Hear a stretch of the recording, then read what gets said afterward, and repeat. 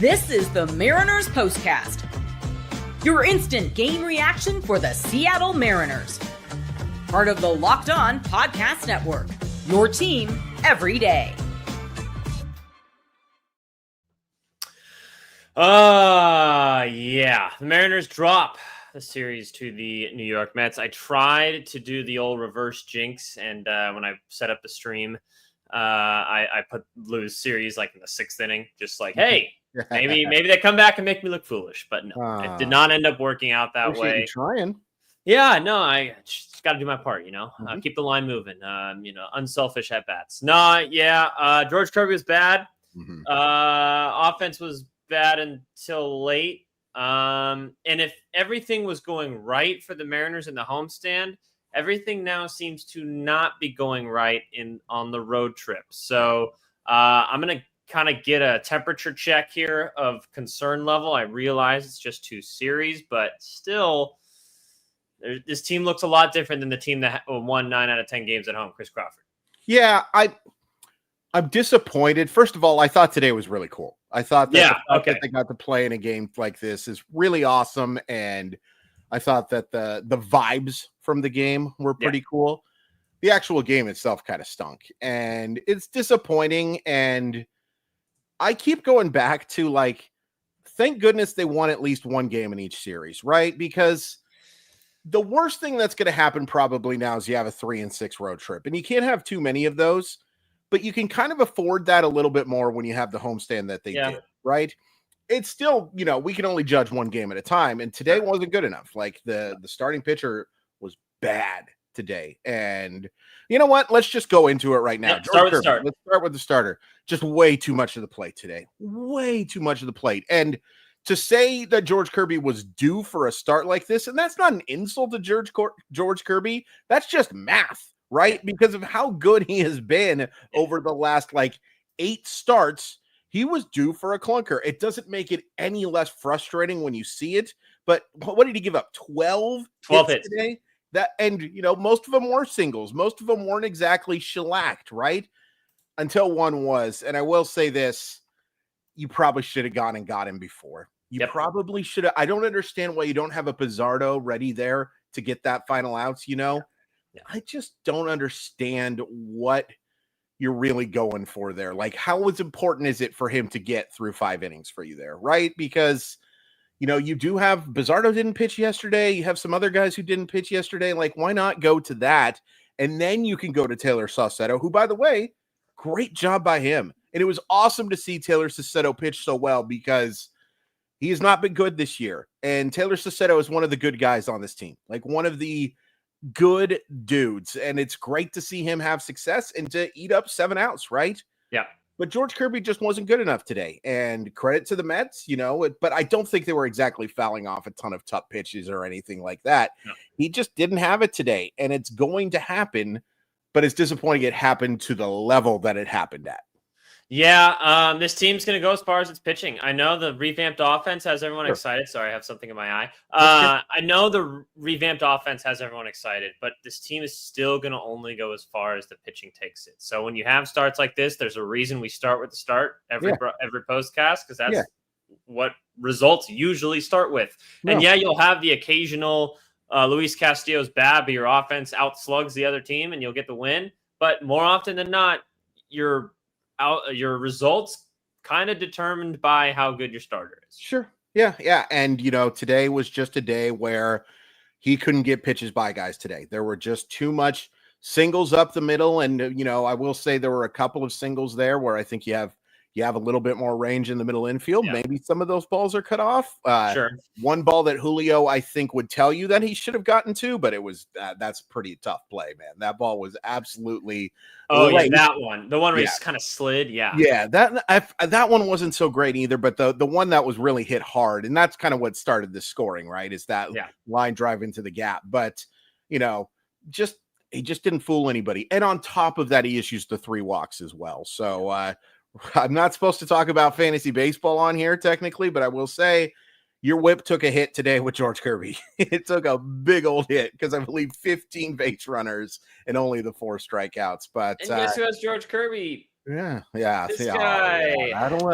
That'll be a tough one for sure. Probably the end of the week for you as well. Yeah. That's a little bit of a rough one, but I don't have any long-term concerns from George Kirby about this one. It's just disappointing that on a big stage he wasn't up to the task. And I'll mention again that the Mets were kind of a sleeping giant coming into this series, where it's like, hey, they're much better than their previous month of baseball represents. And I hate being the get right team for other teams, because sometimes I feel like that's too often, especially with good teams. But I feel like this wasn't as much a we were the get right team for the Mets. Mm-hmm. It was more like this was the get right moment for the Mets, and they kind of figured it out. I like the way you put that. Yeah, the get right moment for them, and it's a talented baseball team. By the way, it's crazy how Francisco Lindor and Julio Rodriguez are having the exact same season. If you take a look at statistically, they are having basically the same thing. One in center, one at short. One in center, one at short. I would take both those guys on my baseball team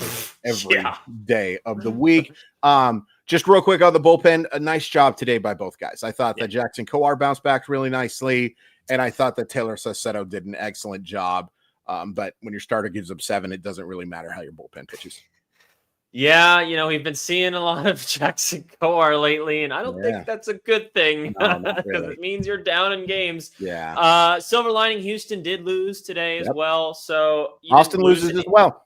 Didn't lose any ground in the AL West. Did the Yankees win? I can't remember. Did they? Yankees won. Cleveland lost. Cleveland is really scuffling right now. Texas did win, but not a terrible day for the Mariners in terms of other teams. Chris, I'm going to do something I haven't done before. Do you have the correct ad reads? Yep. Or am I going? Okay, sweet. We'll do a quick break here. We'll come back. We'll talk about the offense, because I have some questions, and then we'll do our unsung hero on the Locked On Mariners postcast. Sounds good. This episode is brought to you by PrizePicks, the daily fantasy platform that lets you turn your football predictions into real rewards. Preseason's already heating up, and college football isn't far behind. Whether you've got your eye on big-name quarterbacks or breakout running backs, PrizePicks makes it easy to get in the game. I'm excited for this upcoming season. I'm curious to see how Sam Darnold's going to perform, because I'm a Seahawk fan, of course. I think Joe Burrow actually might be QB1 this year. I think people are sleeping on him a little bit. Curious to see how Jalen Daniels does, but I'll definitely be using PrizePick to find out how those players play. Download the PrizePicks app today and use code LOCKEDONMLB to get $50 in lineups after you play your first $5 lineup. That's code LOCKEDONMLB to get $50 in lineups after your first $5 play. PrizePicks, run your game. August 26th is officially FanDuel Futures Day, a brand new holiday for football fans who live for bold predictions and preseason hunches. For just 24 hours, FanDuel is giving you deals on NFL season predictions. So whether you're calling your MVP, eyeing a long shot division winner, or ready to crown your Super Bowl champ before week 1 even kicks off, this is your moment. Take a flyer on the MVP race, crown your champion in August, or parlay your division winner dark horses. Yeah, I'm going CJ Stroud for MVP only because he wore a Mariners hat to Houston presser. So you know what? He's my MVP. Visit the FanDuel app today and start planning your futures bets now, because Futures Day is only one day and one day only. FanDuel, play your game. All right, so let's get into the offense a little bit. Kind of similar to yesterday, where it looks terrible for the first 7-8 innings, and then you get a couple kind of ending up being meaningless runs at the end of the game. So, but good to see Dumper kind of get his 47th there. Yes. He had a really good game. He had a really good series, to be honest. And also Julio. Dumper and Julio are kind of the offensive guys today. Everyone else, not so great. What are your thoughts, Chris Crawford, up and down the lineup? Just not some hard contact that goes unrewarded, but not great. By the way, I see what people are talking about with Victor Robles. He's about to get suspended for a very, very long time. I was going to ask you about that. Very, very long time. Holy crap. What are you doing, dude? Yeah. He lost his mind. Yeah. He absolutely lost his mind. Do you know the context behind that? They've hit him like 5 times this series. Yeah, and that's frustrating, but you know what? You just got to let it go, dude. Yeah. In fact, Victor Robles tried to swing at the pitch that hit him. So that's interesting as well. Should have been a strike, not a hit by pitch. Holy crap. Yeah, that is going to be a long suspension for Victor Robles. If it's not, then they've made a mistake. Victor Robles absolutely deserves to be suspended for that. Offense just wasn't offense just wasn't good enough today. Clay Holmes left some pitches in the middle of the plate. My unsung moment, I don't have a hero, I don't have a victim, is Cole Young with the bases loaded, 3-1 pitch, gets one to hit. You're only down by 2 runs. Bad moment. Really bad moment. And, there's been up and down for Cole Young. Enough good for you to be excited about the future, enough for him to be your 9th hitter for sure. But Cole Young's got to be better. Cole Young has to be better. Yeah, I'm going to go unsung moment for me is the Julio and Dom Canzone play in right center field, where we've seen this a couple times on both sides with Julio now, where at the last second, the guy backs, or whether it's Randy on left field or Canzone usually in right field, they back away and Julio takes care of it. But it's like, hey, you can use your voice. I don't know if that's just something that they need to work on. If Julio they have this thing where if he's close to it, they expect him to get it. I don't know. That needs to be worked out. But it looked very Little League in the Little League Classic today. Yeah, it was unfortunate. And, some of that is those guys just need to get the heck out of the way and learn that that's how their role is, right? But at the same time, Julio just needs to step in front of these dudes too and say enough, get out of the freaking way. Well, when you're looking up, it's like you can't tell that he's there. No, it's hard. It's hard, but it's hard to hear too, right? Even in a Little League park, it's pretty hard to hear somebody screaming out loud. It's not like a quarterback cadence type thing, but I don't know. I'm very distracted by this Victor Robles thing too. And you just saw it? Yeah, I hadn't seen it before. I am just wow. That's not good. Yeah. I was expecting him to be kind of a big part of the stretch run, but is there a chance he's out for the rest of the season? No, I think you're probably looking at 2 weeks, something like that. But I don't know. It totally depends, right?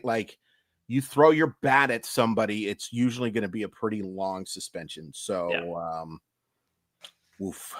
Yeah, that's a tough one for Robles. Mariners dropped this one. I'll echo what you said at the beginning. It is cool. This was a cool thing. Seeing Julio and how many people love him, how many kids love him.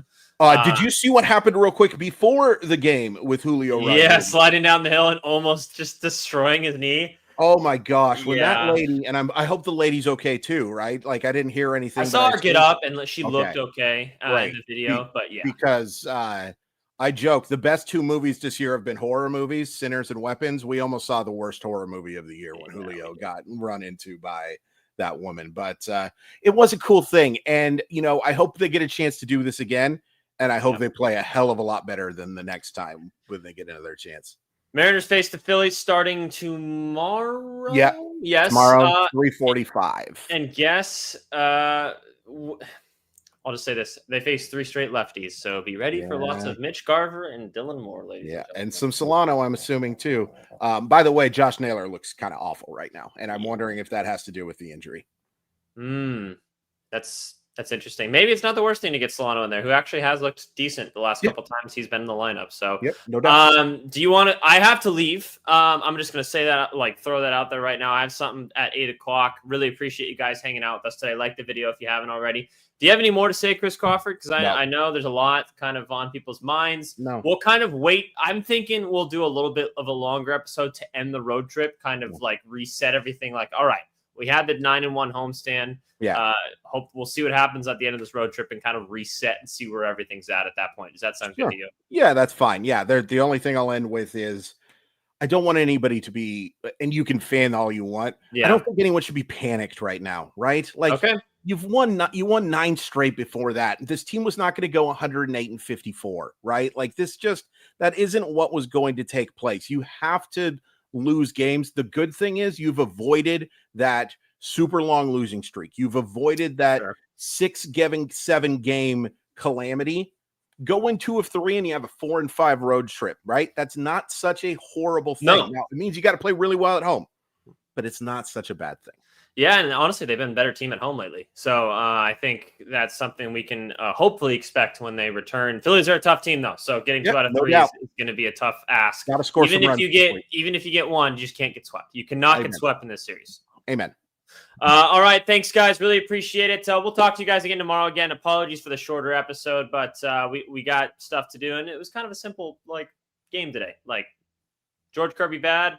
Offense wasn't good. Julio and built a Cal. roof, by the way. You would have been fine if not for the stupid weather delay. Come on, low A minor league baseball team. Why don't I you totally have a roof? forgot about that. Another loss and a rain delay. The Mariners are now 1-7 with some awful performances. So I'm keeping that on my ledger, similar to the Mitch Garver catching for George Kirby thing. All right. I'm going to wait till I get proved wrong on that. We root to be wrong on this show. We root to be wrong. Any last words, Chris Crawford? Go Mariners.